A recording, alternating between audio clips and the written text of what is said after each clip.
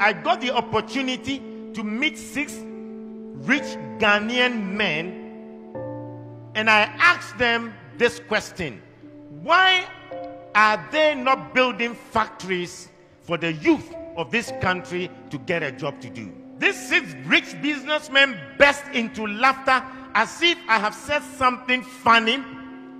Then one said, the people shouting, no food, no jobs are all thieves. The writer said, I said, really? I was shocked.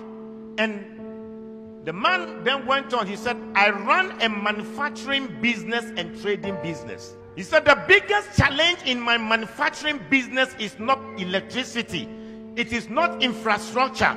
The biggest challenge is getting honest staff.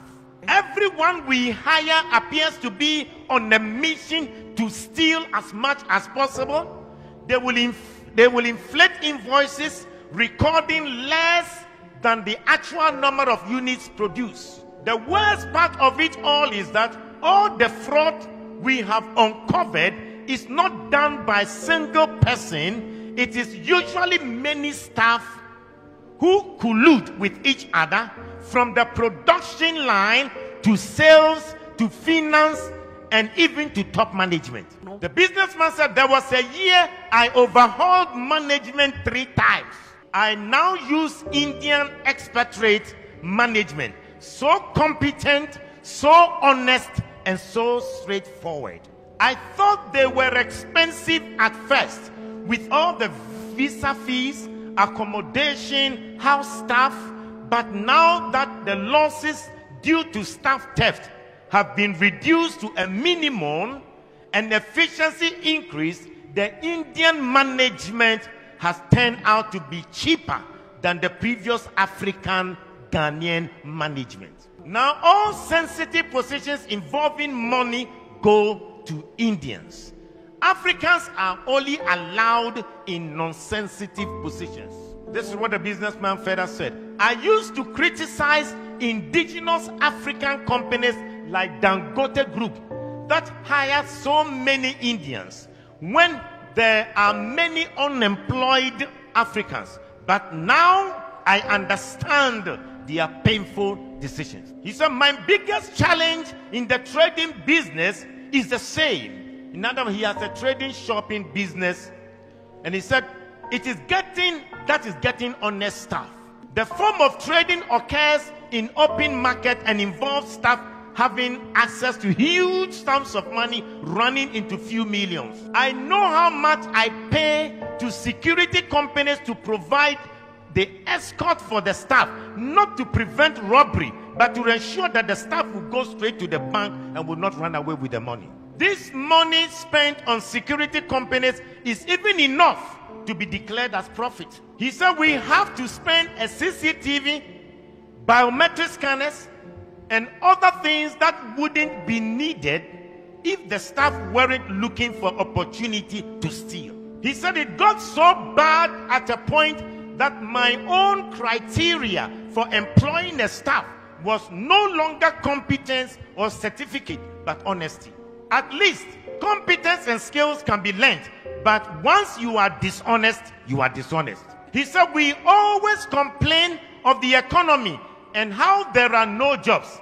I know people abroad who would have loved to set up job creating businesses in Ghana, but they can't because they can't get a trustworthy person to manage the business. He said, I know people in Ghana with so much money, they want to start factories and other job creating businesses, but they can't because they are occupied elsewhere and they can't get any trustworthy person to run the business. Instead of investing in the real sector and creating jobs, they would rather buy treasury bills and keep their money than opening a business to employ Ghanaians. He said Dangote can open a shop and businesses in every African country in this world, but the problem is that they can't find good people and honest people to manage. He said their biggest problem is top government officials, the dishonesty between government officials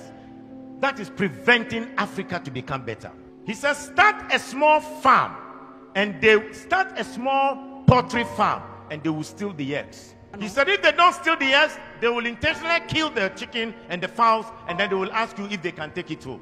Start an entertainment center or a game center, and then the money will go into the pockets of the workers. He said the day the sales will go very high, that is when the business owner is there himself. He said they forget that they are eating your money, but they are also eating their future. Buy a car and let somebody run it as a taxi, and then they will finish you. Start a restaurant, and the people will take half of the foodstuffs into their house for food. He said even the small business shop, the small kiosk in town, people will still find a way to steal from the shop owners. The worst thing that happens is that they will make this code that that every person eats from where he works. They will justify the stealing. He said, I usually say the reason most Ghanaians haven't stolen billions of money is that they haven't gotten the opportunity. How can a businessman say that he managed his company and the Ghanaians he employed were running down the company? And they would rather prefer Indians to be top managers. And these Indians are managers that they are honest, they are straightforward. The Indians are not Christians, but most companies in Africa have trusted them because they can run their companies very well. 70% of the population are Christians here in Ghana. 17% or 16% are Muslim. You put that together, over 92% of the people in Ghana are religious. So you ask yourself the question, what is the use of going to church? What is the use of their being religious? And yet Hindus who are not Christians are more straightforward and honest to sustain a business than the people who come to church on a Sunday. We are our own enemies. The businessman said, you wonder why there are no jobs? The people you meet them on the streets, if they are asking for a job, you employ them today. Tomorrow they will run your company down. You employ members from your church and they will destroy your business for you. We are the Judases, betraying one another. We are our own. We are. Wow.